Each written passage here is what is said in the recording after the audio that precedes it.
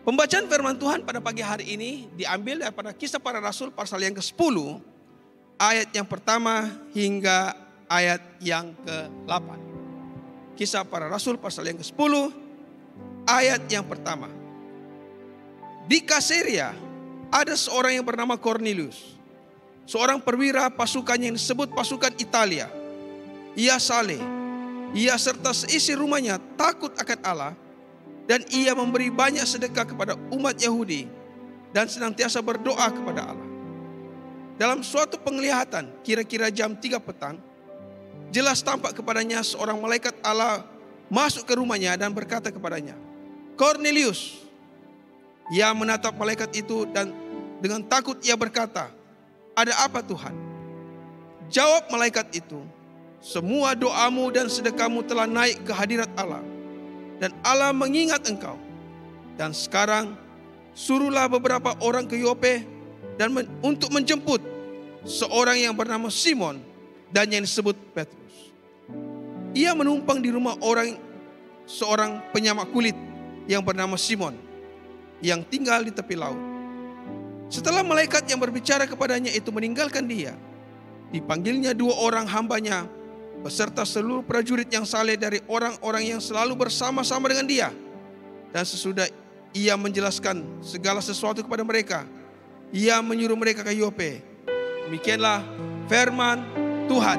Syukur kepada Allah. Selamat pagi. Dan juga yang semua yang ada di rumah. Yang juga yang ada di rumah, ya selamat pagi juga dan selamat beribadah. Haleluya. No, I want this. Oke. Nah, ya. Pada pagi ini adalah minggu misi, ya, di mana tumpuan kita adalah untuk berdoa bersama untuk semua pelayanan-pelayanan misi, untuk semua hamba-hamba Tuhan yang melayani di ladang misi, ya, dan juga untuk kita semua sebagai gereja untuk meresponi, ya, dan juga terlibat di dalam misi. Tapi sebelum itu, ya, mengenai Alkitab ini sekali lagi sesuai dengan apa yang telah pun diumumkan tadi, ya, Alkitab ini, ya, sebenarnya dijual di bawah cost, ya. Tujuannya adalah karena sebagai gereja kita ingin memberkati semua orang, ya, supaya sekurang-kurangnya mempunyai senaskah Alkitab dan di mana kita boleh belajar dan baca bersama. Ada amin? Ya, kalau kamu belum ada, ya sila beli. Kalau kamu tahu siapa yang belum ada, mungkin kamu ingin beli untuk memberkati mereka. Dan pagi ini saya ingin memberkati, ya, 2 Alkitab ini kepada anak-anak muda kita. Yang pertama untuk mereka yang di bawah 12 tahun, ya, di bawah 12 tahun yang tidak punya Alkitab ataupun ya mau Alkitab ini, sila datang cepat-cepat dan saya bagi kamu Alkitab ini. Ada yang di bawah 12 tahun. Ada, jangan malu-malu, ya. Siapa yang mau cepat-cepat datang, mari. Yang kedua adalah ya untuk mereka yang di bawah di antara umur lebih dari 12, ya, lebih dari 12 sampai umur 20. Ya, kepada muda-mudi kita siapa yang ingin mempunyai Alkitab seperti ini, ya sila datang ke depan. Cepat, mari. Malu-malunya. Percuma. Oke, mari sini. Come here. Bawa adik. Wah, very good. Okay, this is for you. Haleluya. Ya, mereka yang berani dapat. Tepuk tangan untuk mereka. Yang lain, belilah ya. Haleluya. Oke, jadi hari ini ya sebenarnya minggu misi saya ingin membawakan firman Tuhan yang bertemakan pernahkah Anda mendengarnya? Pernahkah Anda mendengarnya? Ada sebuah cerita mengenai seorang bapak dari pedalaman, ya, mengunjungi ahli keluarganya di kota besar Kuala Lumpur. Nah, semasa dia di Kuala Lumpur, dia dibawa jalan-jalan, ya, tengok bangunan-bangunan yang besar, mal-mal yang besar. ya yang ada di Kuala Lumpur melihat dan mengalami kesesakan jalan raya dan melihat ratusan bahkan ribuan orang ya yang sibuk yang kesana sini yang dan tidak berhenti. Dan semasa mereka berjalan-jalan di kota Kuala Lumpur, tiba-tiba bapak ini berhenti. Ya, tiba-tiba bapak ini berhenti dan dia berkata, bunyi cengkrek. Bunyi cengkrek. Nah, saudaranya tertawa, ya. Dia kata, "Oi, Pak, kota besar mana ada cengkrek?" Tapi bapak ini bertegas. Dan dia kata, "Benar, bunyi cengkrek." Dan bapak ini ya tidak putus asa, dia ikut bunyi di mana ya bunyi cengkrek itu datang dan mengikut bunyi itu dan dia sampai ke satu turapan, satu laluan kaki 5 ya di sebuah bangunan. Dan di situ ya dia terlihat dia dapati seekor cengkrek bersembunyi di celah-celah bangunan itu. Saudara bapak ini kagum. Dan dia kata, "Wah, Pak, hebatnya telingamu, tajamnya." Nah, sebaik saja saudara ini mengatakan mengenai bapak mengenai ketajaman telinga bapak ini, ya, ada duit siling yang terjatuh dari saku di antara orang ramai yang sibuk berjalan di sana. Sebaik saja bunyi siling itu, ya, siling itu menghentak jalan dan berbunyi. Saudara bapak ini terus memaling ke arah duit siling itu. Jadi bapak ini kata pada saudaranya, "Sulut,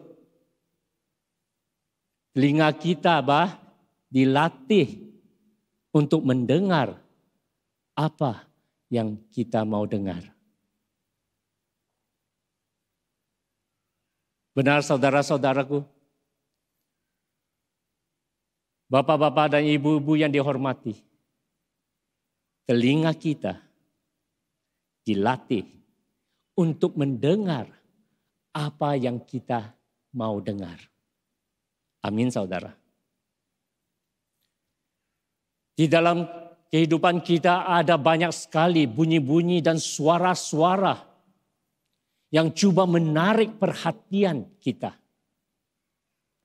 Suara-suara ini datang dari berbagai tempat dan sudut. Ada yang dari dunia, ada yang dari si iblis, ada dari nafsu kedangingan kita. Banyak suara. Tetapi ada juga ya saudara-saudara yang dikasihi Tuhan, suara dari Tuhan. Dari firman-Nya dan dari Roh Kudus yang berbicara di dalam hati kita. Amin saudara. Oleh itu hari ini saya ingin mendorong kita semua yang beribadah bersama, tidak kira di rumah doa ataupun ya yang mengikuti kita secara dalam talian. Sempena minggu misi diosis kita, saya ingin mendorong kita dari firman Tuhan untuk mendengar 3 suara yang berbicara kepada kita. Yang pertama adalah perintah Tuhan Yesus sendiri kepada kita. Dari Markus pasal 16 ayat yang ke-15. Ya, kita yang ada di rumah doa dan juga yang di rumah, mari kita semua baca firman Tuhan dengan suara yang kedengaran, ya. Mari kita baca sama 1, 2, 3. Lalu ia, yaitu Yesus, berkata pada mereka, "Pergilah ke seluruh dunia, beritakanlah Injil kepada segala makhluk." Ya saudara-saudari yang dikasihi Tuhan, suara yang pertama adalah suara Tuhan Yesus, perintah Tuhan Yesus secara pribadi untuk kita semua. Ini adalah perintah Tuhan Yesus untuk semua umatnya, tidak kira kedudukan ataupun pangkat.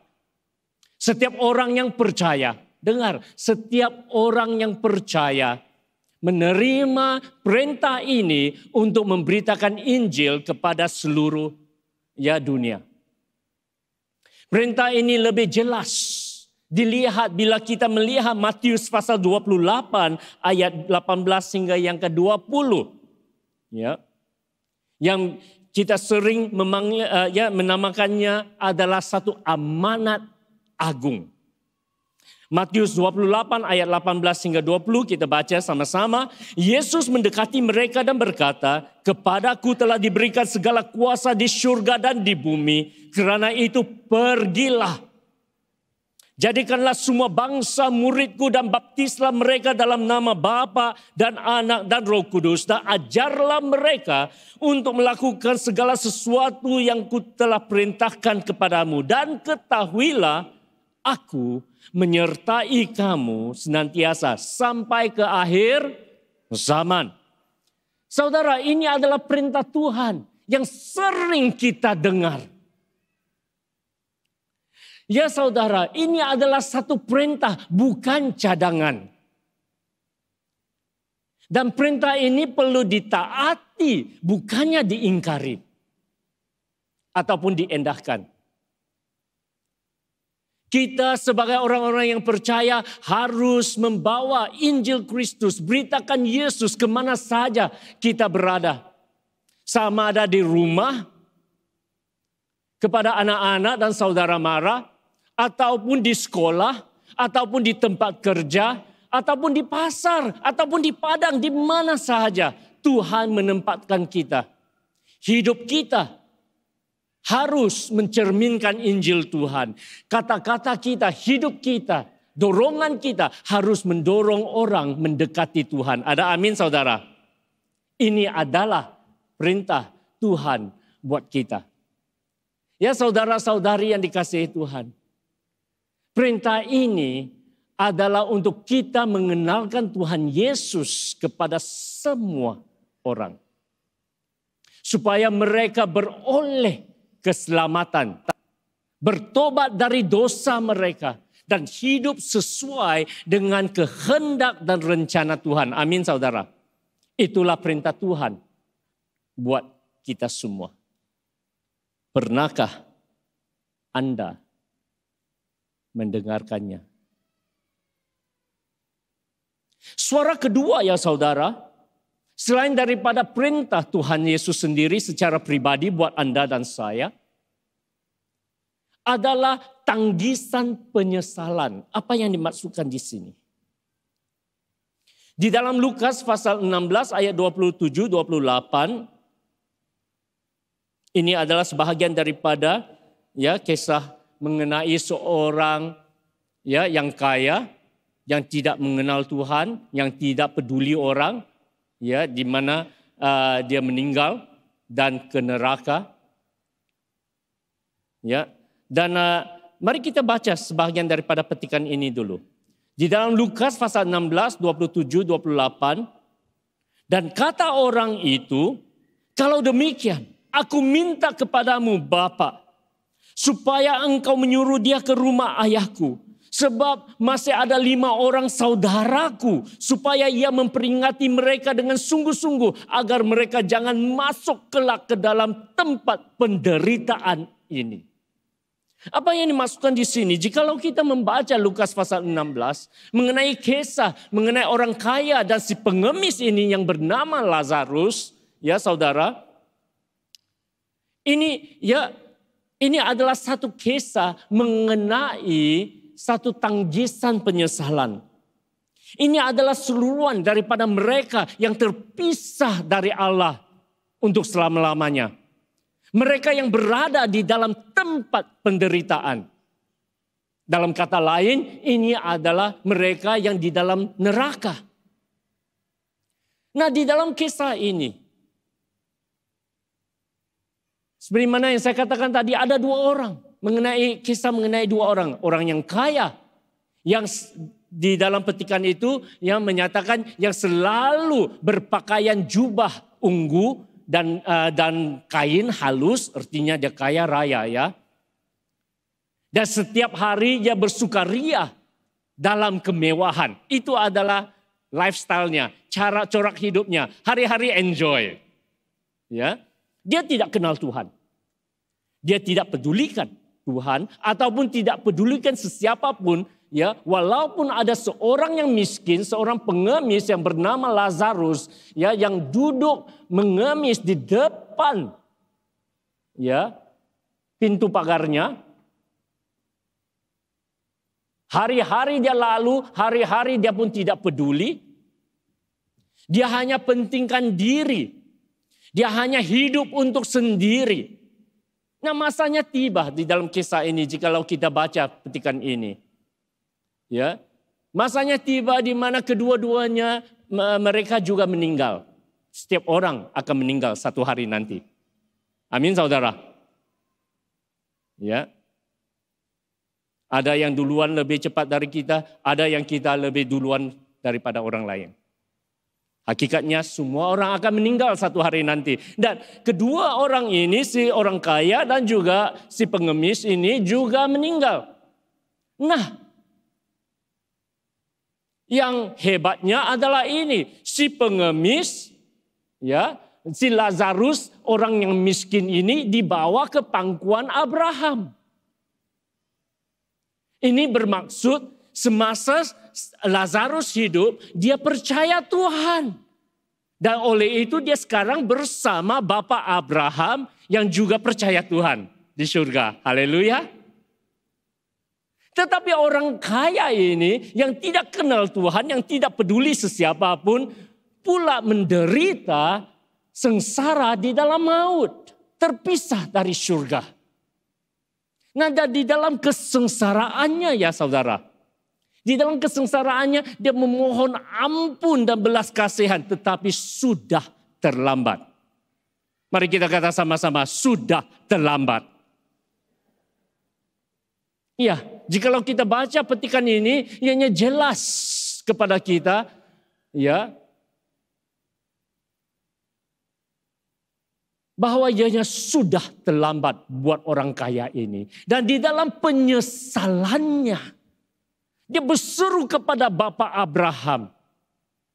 Dan dia berkata, aku minta kepadamu ya Bapak, supaya engkau menyuruh dia, si Lazarus ini, ke rumah ayahku, sebab ada 5 orang lagi saudaraku yang belum terselamat. Supaya mereka memperingati supaya Lazarus memperingati mereka dengan sungguh-sungguh. Agar mereka jangan masuk kelak ke dalam tempat penderitaan ini di mana ku berada. Wow. Ini adalah satu contoh dari orang yang tidak mau percaya dan akhirnya sengsara di dalam penyesalan yang sudah terlambat. Ianya juga menjadi amaran buat kita ya saudara-saudari. Kita yang ada di sini yang memenuhi rumah doa ini. Dan juga yang Anda ya yang mengikuti kita, kami di dalam secara talian. Ini juga merupakan satu amaran buat kita. Untuk tidak menolak Tuhan semasa kita masih hidup. Amin saudara. Saya bersyukur untuk Anda semua yang mencari Tuhan pagi ini. Karena harinya akan tiba ya saudara. Di mana yang percaya akan bersama Tuhan. Haleluya. Dan yang tidak percaya akan terpisah dari Tuhan untuk selama-lamanya. Pada masa itu, bila masa itu terjadi, segala tanggisan dan rayuan sudah terlambat. Karena masa ini adalah masa anugerah. Masa anugerahnya akan berakhir satu masa nanti. Di mana anugerah telah pun berakhir dan penghakiman bermula. Amin saudara. Jadi ini adalah amaran buat kita. Supaya selagi kita hidup, marilah kita mengasihi Tuhan. Marilah kita dekat dengan Tuhan. Jangan menolak Tuhan. Jangan menolak firman-Nya. Jangan menolak suara Roh Kudus yang selalu berbicara di dalam hati kita.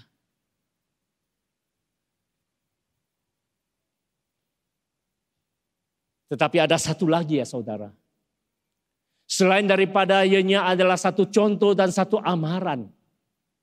Petikan firman Tuhan pada pagi ini juga menjadi satu pencerahan buat kita semua. Bahwa ada lagi banyak jiwa-jiwa yang belum percaya dan perlu diperingati dengan sungguh-sungguh. Agar mereka jangan masuk ke tempat penderitaan itu. Amin saudara. Di dalam kisah ini kita dengar dari kata orang kaya ini sendiri. Ada 5 lagi saudaranya yang masih hidup. Yang masih tidak mengenal Tuhan. Mungkin di keluarga kita sendiri ada juga yang belum mengenal Tuhan. Mungkin ada juga jiran-jiran kita yang belum mengenal Tuhan. Mungkin ada juga majikan-majikan kita, rakan-rakan sepekerja kita yang belum mengenal Tuhan. Petikan ini adalah satu pencerahan buat kita semua. Bahwa masih ada banyak jiwa-jiwa yang memerlukan Tuhan. Amin saudara. Amin saudara. Seruan untuk memberitakan Injil keselamatan dalam Yesus Kristus perlu disebarkan kepada keluarga kita, saudara mara kita, jiran kita, masyarakat yang masih tersesat ya saudara. Petikan firman Tuhan pada pagi ini menyatakan kepada kita suatu kedesakan, an urgency. Suatu kedesakan. There is an urgency before it's too late. Bahwa kita harus memberitakan sebelum terlambat. Karena harinya akan tiba.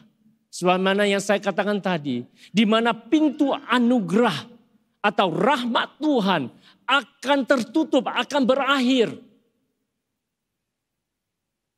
Dan semua orang yang tidak bertobat. Semua orang yang menolak Tuhan semasa hidup.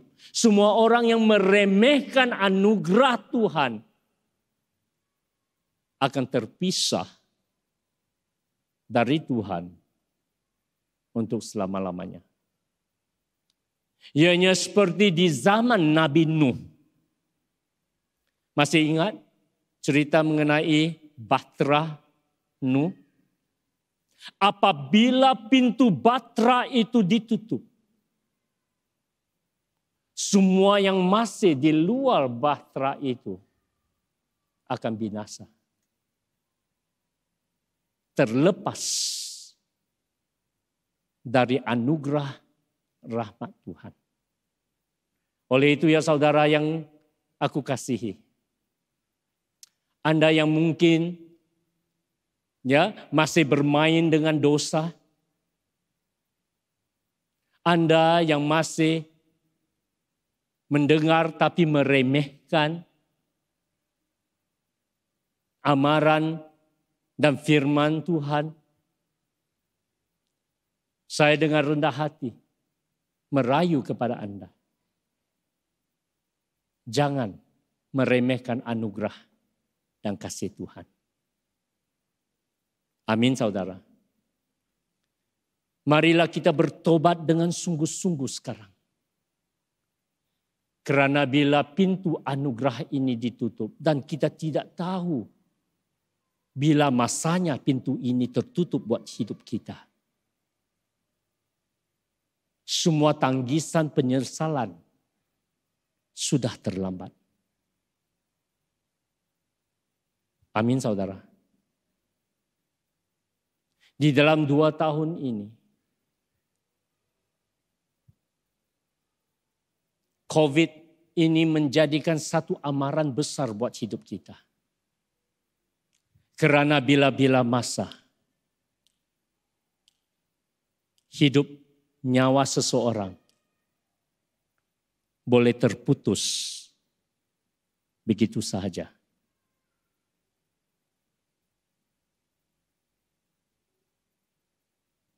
Sama seperti di zaman Nuh. Sama juga di dalam 2 tahun ini. Pandemik ini merupakan satu amaran besar. Dan dianya juga mencerahkan ataupun mengingatkan kita semula. Bahwa banyak lagi jiwa-jiwa yang di luar sana yang memerlukan kasih pengampunan Tuhan Yesus. Amin saudara. Amin saudara. Oleh itu marilah kita menyebarkan Injil Kristus. Pernahkah Anda mendengarnya? Perintah Tuhan Yesus, tanggisan penyesalan. Dan suara yang ketiga yang saya ingin bawakan pada pagi yang mulia ini adalah satu panggilan. Panggilan Makedonia. Ya. Apakah yang dimaksudkan dengan panggilan Makedonia? Ya, mari kita baca Kisah Para Rasul pasal 16 ayat yang ke-9. Ya.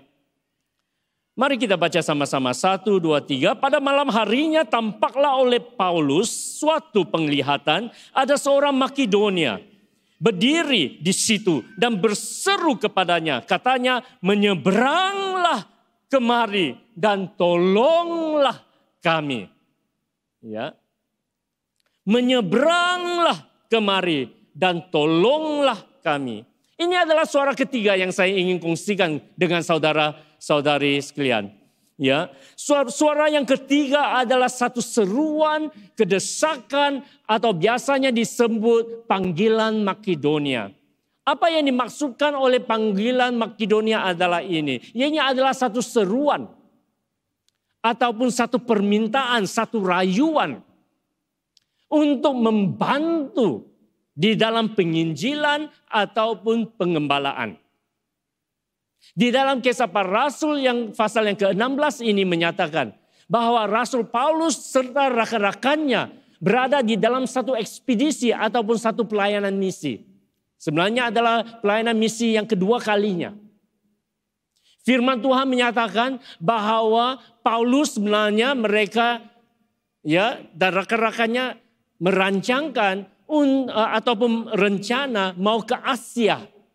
Ya, mereka mau pergi ke Asia dulu, ke bahagian timur, ya, untuk memberitakan firman Tuhan dan Injil Kristus. Tetapi jikalau kamu baca Kisah Para Rasul pasal 16, firman Tuhan dengan jelas menyatakan bahwa Roh Kudus tidak mengizinkan mereka. Ya. Di dalam ayat yang ke-7 dan ke-6 dan ke-7, Kisah Para Rasul pasal 16 menyatakan demikian. Mereka melintasi tanah Frigia dan di tanah Galatia karena Roh Kudus mencegah mereka untuk memberitakan Injil di Asia. Dan setibanya di Misia, mereka coba masuk ke daerah Bitinia, tetapi Roh Yesus tidak mengizinkan mereka. Wow. Ya. Manusia mungkin merencanakan merancangkan banyak perkara, tetapi akhirnya Tuhan, ya, Tuhan yang menuntun, yang membimbing. Amin, saudara. Jadi di sini Paulus serta rekan-rekannya mau ke Asia, ke satu tempat. Dihalang. Kita tidak tahu macam mana mereka dihalang. Mungkin sempadan tidak dibuka, ya, seperti mana sekarang ini oleh karena pandemik banyak yang mau balik ke kampung tidak dapat balik ke kampung. Kenapa? Sebab tidak ada izin. Tapi mulai sudah bukakah fase keempat? Esok boleh jalan sudah. Ya, jadi ya ianya mungkin seperti itu. Tidak dibenarkan untuk seberang. Ataupun melintasi daerah ataupun sebagainya. Kami tidak tahu kenapa, tetapi mereka dicegah untuk masuk ke Asia. Jadi oleh itu 2 kali Paulus coba. Kali pertama dicegah, kali kedua ya mereka coba jalan yang lain, ya bukan jalan tikus lah ya, tapi jalan yang lain pun disekat. Tidak dapat pergi. Tetapi ya setelah itu firman Tuhan menyatakan, ya, di dalam ayat ke-9 pada malam harinya. Ya, setelah mereka disekat kali keduanya, pada malam harinya tampaklah Paulus suatu penglihatan. Saya percaya dia berdoa, Tuhan kenapa kami tidak dapat pergi ke Asia? Mengapa kami tidak dapat masuk ya ke daerah Frigia? Dan dia terlihat satu penglihatan. Di mana ada seorang Makedonia.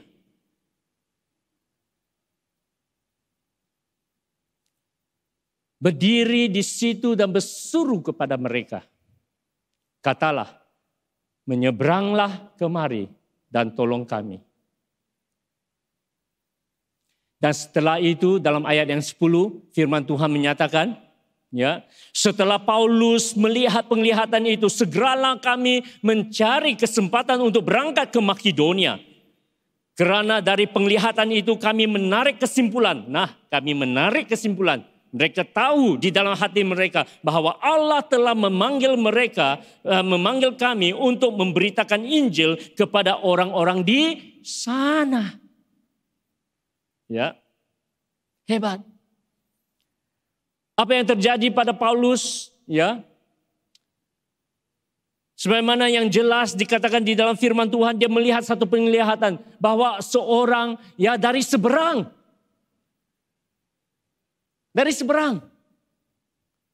merayu, meminta tolong untuk datang kepada mereka. Paulus dan rakan-rakannya menafsirkan penglihatan ini dan menyimpulkan ya bahwa Allah telah memanggil mereka, haleluya, untuk memberitakan Injil kepada orang-orang di Makedonia, yaitu di seberang perantauan. Nah,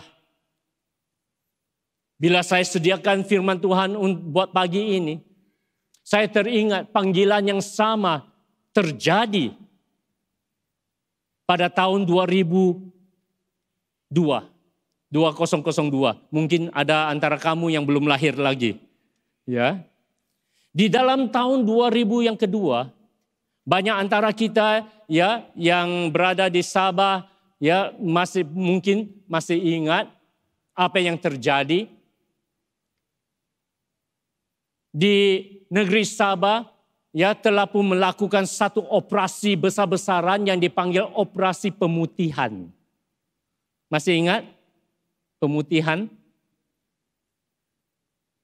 Ya, ini adalah satu operasi besar-besaran di mana semua ya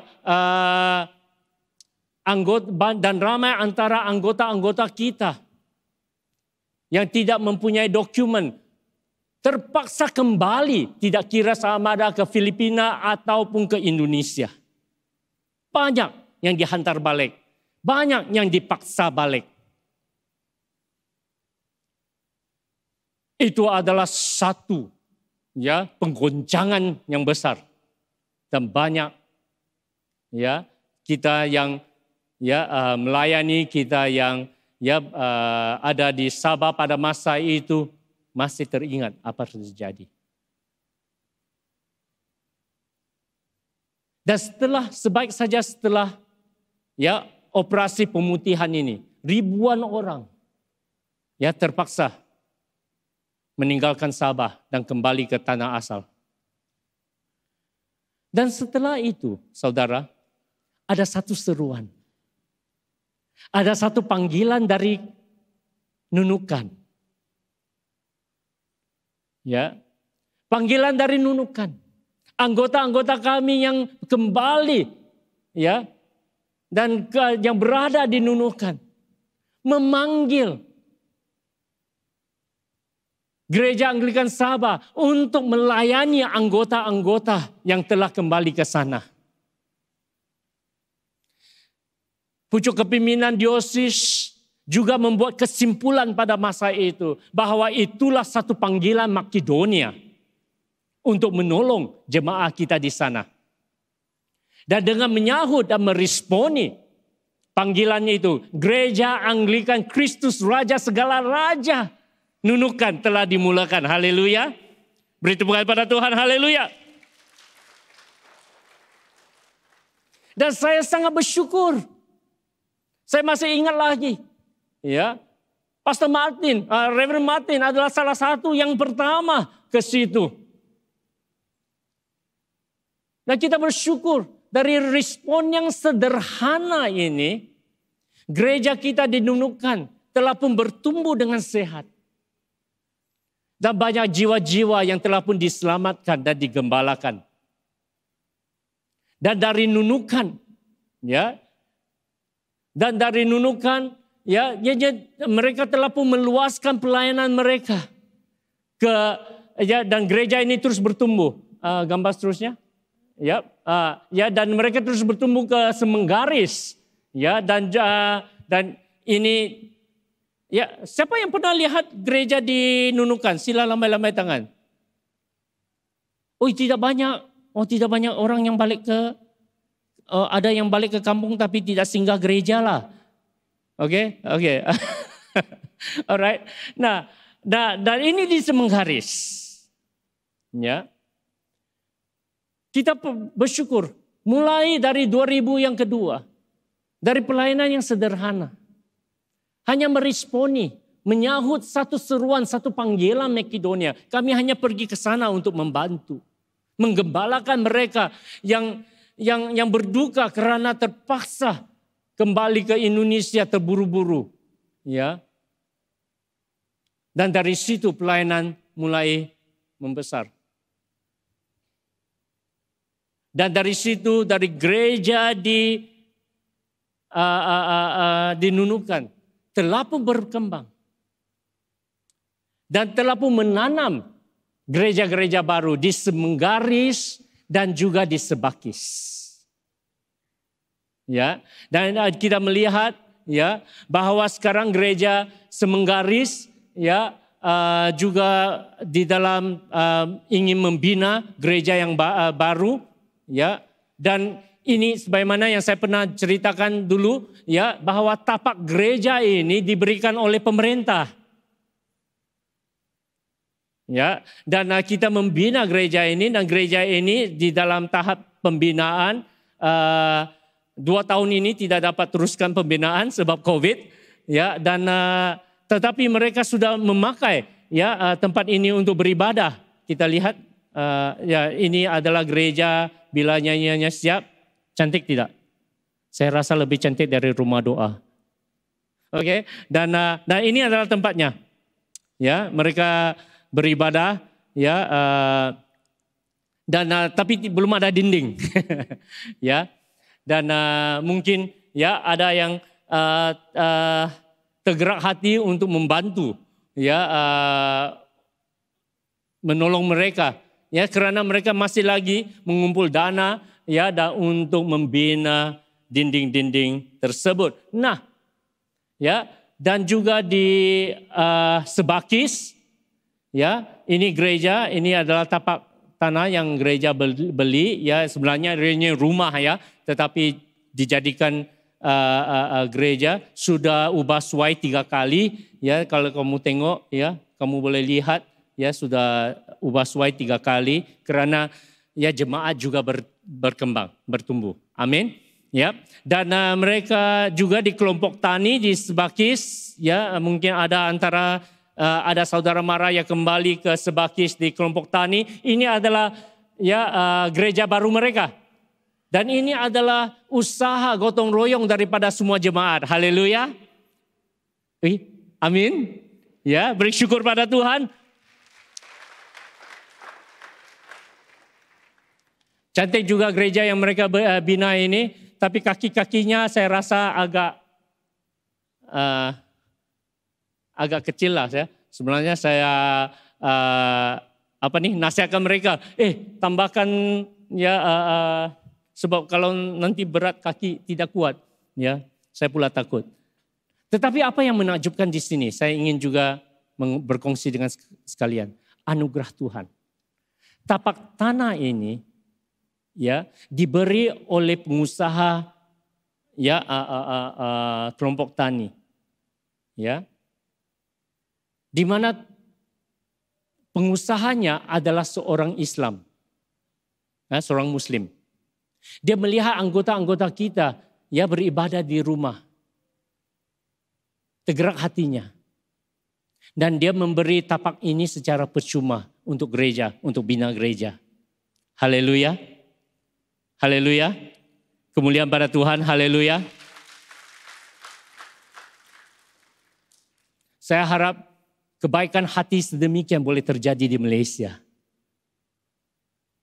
Tetapi ini yang kita lihat terjadi di Indonesia. Anugerah Tuhan bekerja luar biasa. Amin saudara. Ya. Baru-baru ini tim Kaltara sedang berbincang untuk memulakan pelayanan-pelayanan baru di Malinau dan juga di Sebuku. Dari hasil lawatan ke Malinau ya. Karena kita juga dengar ada panggilan, ada seruan Makedonia ataupun panggilan ya Malinau, bukan Makedonia ya. Panggilan Malinau ya sampai ke telinga pucuk kepimpinan yang di Nunukan dan juga di Semenggaris. Dan hasil lawatan ke Malinau, mereka dapati sudah ada 11 keluarga anggota gereja Anglikan sebenarnya yang berada menetap di Malinau sekarang, yang rindu untuk pelayanan kita di sana. Haleluya saudara. Saya berdoa ya supaya ya kita boleh memulakan pelayanan baru di Malinau dan di Sebuku tidak lama lagi. Pernahkah Anda mendengar 3 suara? Perintah Tuhan, tanggisan penyesalan, panggilan Makedonia. Ketiga suara ini ya saudara, harus menggerakkan hati kita dan jiwa kita untuk menginjil dan menjangkau jiwa-jiwa yang belum mengenal Tuhan. Amin saudara.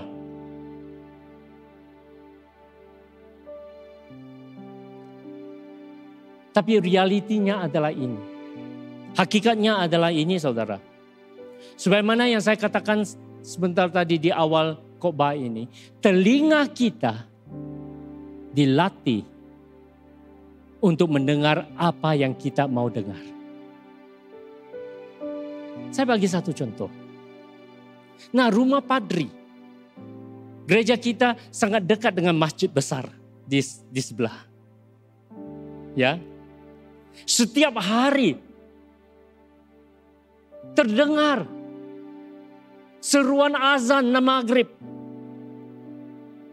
Dari subuh pagi sampai ke lewat petang. Setiap hari kita dengar. Pada mula-mulanya, bila saya dengan istri ditugaskan ke St. Patrick Tawau. Pada mula-mulanya kami dikejutkan awal-awal pagi oleh seruan azan. Terkejut kami, apa suara itu? Tahu-tahu sembahyang, seruan azan. Tetapi lama-kelamaan, suara atau bunyi dari loudspeaker yang besar masjid itu tidak lagi mengganggu. Kenapa?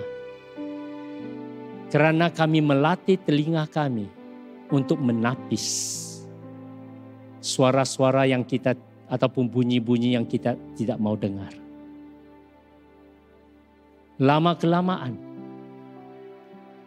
suara itu semakin kecil, semakin kecil, semakin kecil,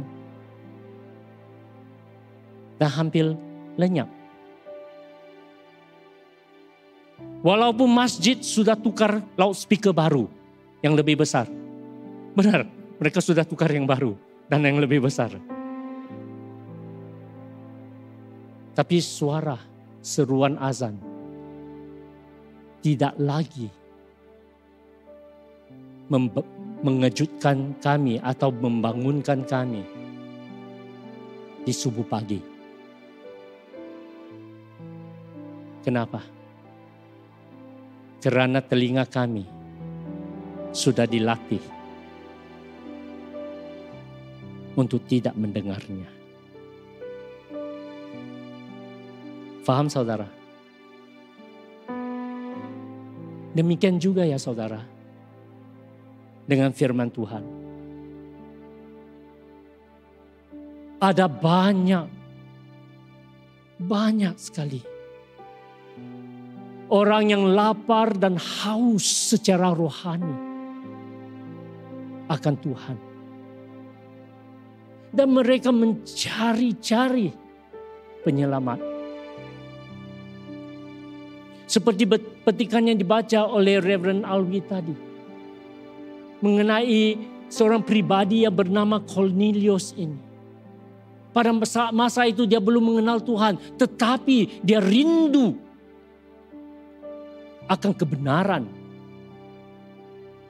Dia mencari Tuhan. Dan kita tahu hari ini, Anda yang berada di rumah doa, yang bersama-sama kita di dalam kebaktian, kita tahu bahwa Tuhan Yesus adalah penyelamat yang satu-satunya. Oleh itu kita wajib untuk kita memberitakan Injil Kristus.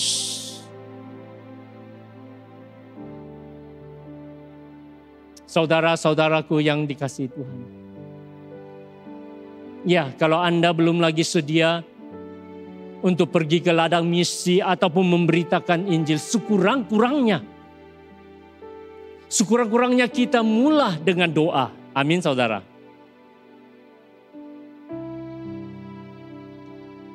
Dua hari yang lalu kita ada konferensi doa dan kamu yang telah mengikutinya, saya pasti hati kamu juga membara dengan api doa. Sekurang-kurangnya kita sebagai gereja di dalam minggu misi ini berdoa sesuai dengan apa yang Reverend tadi doakan untuk misi, untuk pelayanan. Kita terus berdoa. Amin saudara. Dan saya pada pagi ini, sebentar nanti kita akan menyanyi, meresponi, dan lepas itu ya kita juga akan masuk di dalam doa juga. Dan selain dari doa, saya juga ingin mendorong Anda semua. Sekurang-kurangnya kita juga memberi untuk mendukung pelayanan misi. Dan bukan saja menjadi pendengar, tetapi kami menjadi pelaku kebenaran firman Tuhan. Amin saudara. Saya ingin mendorong Anda semua yang di pentas ini sampai ya di ruang rumah doa dan di atas balkoni dan di rumah, supaya kita tidak menapis kebenaran firman Tuhan dari telinga kita. Karena kita sering setelah mendengar kebenaran firman Tuhan kita lupa. Tetapi hari ini kita ingin melakukannya. Ada amin? kita akan menerapkan kebenaran firman Tuhan. Ada amin? Dan oleh itu saya jemput Anda semua untuk bangkit berdiri bersama. Mari kita berdiri di hadirat Tuhan yang mulia. Haleluya. Beri tepukan pada Tuhan dan kami meresponi firman Tuhan. Haleluya. Haleluya. Haleluya. Mari kita menyembah Tuhan. Haleluya.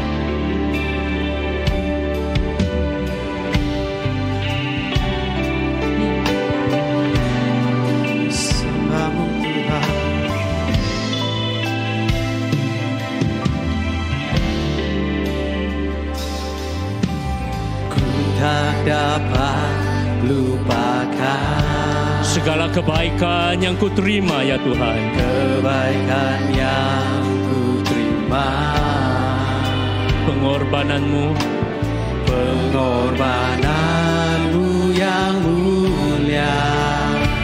Amin. Jadikan ku berharga. Kau tulus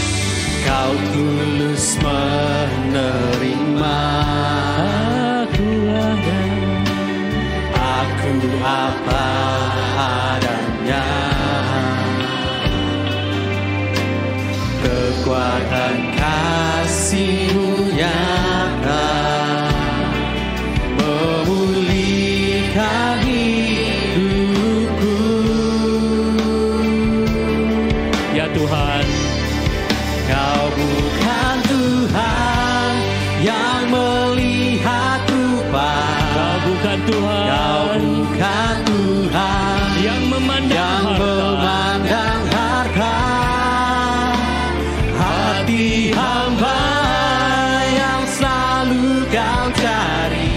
Amin Tuhan. Biar Kau temukan di dalamku. Selama ku hidup, ku mau menyembah-Mu, sebab Engkau sangat berarti bagiku. amin Tuhan, amin. Yang terbaik yang ada padaku, Ku persembahkan kepadamu. Kau bukan Tuhan yang melihat rupa. ya Tuhan. Kau bukan Tuhan Terima kasih Tuhan. yang memandang harta. Hati hamba yang selalu Kau cari. Biar Kau temukan di dalamku. Selama ku hidup, ku mau menyembah-Mu. Amin. Sebab Engkau sangat Amin. berarti bagiku. Amin.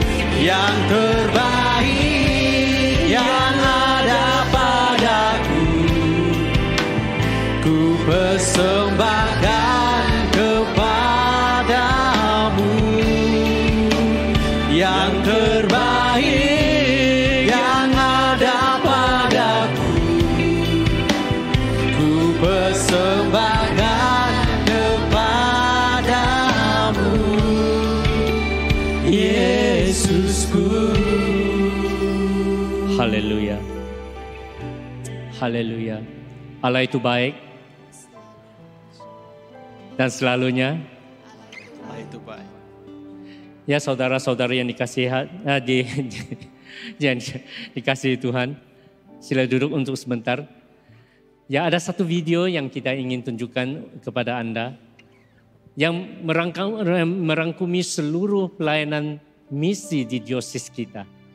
Ini adalah hasil daripada video ini adalah hasil daripada tim pelayanan kita di Indonesia yang menyediakan video ini. Mari kita melihat supaya kita lebih memahami pelayanan yang diosis Sabah telah lakukan sekian lama ini dan kita bersyukur. Ya, mari kita melihat video ini.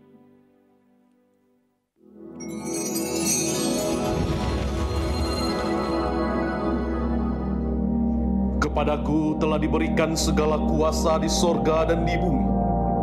Karena itu pergilah, jadikanlah semua bangsa muridku, dan baptislah mereka dalam nama Bapa dan Anak dan Roh Kudus.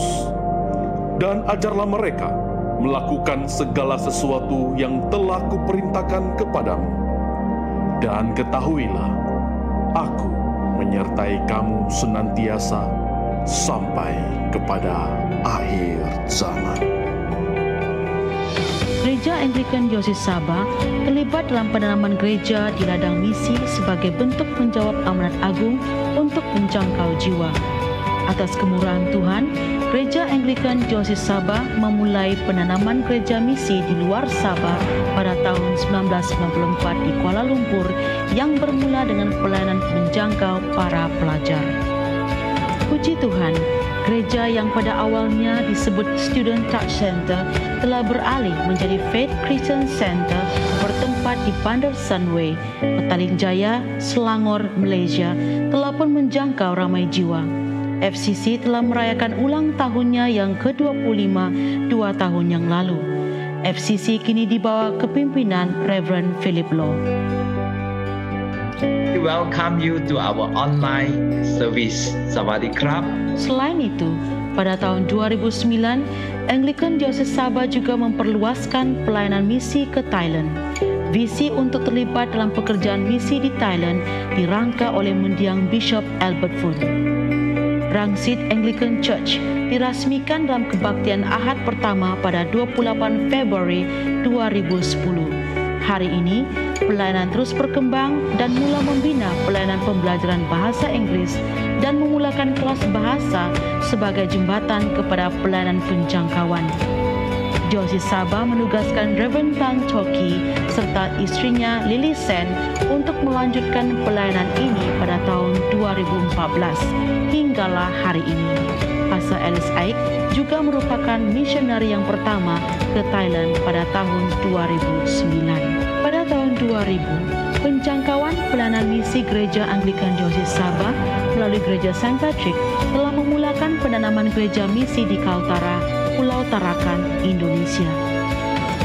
Gereja Kristus Batu Penjuru yang dalam perkembangan pelayanan selama 5 tahun telah memulakan sebuah pusat jangkauan yang kini telah menjadi sebuah gereja, yaitu Gereja Kristus Gunung Batu, sehingga di Tarakan kita telah memiliki 2 gereja yang digembalakan oleh Reverend Jacobus.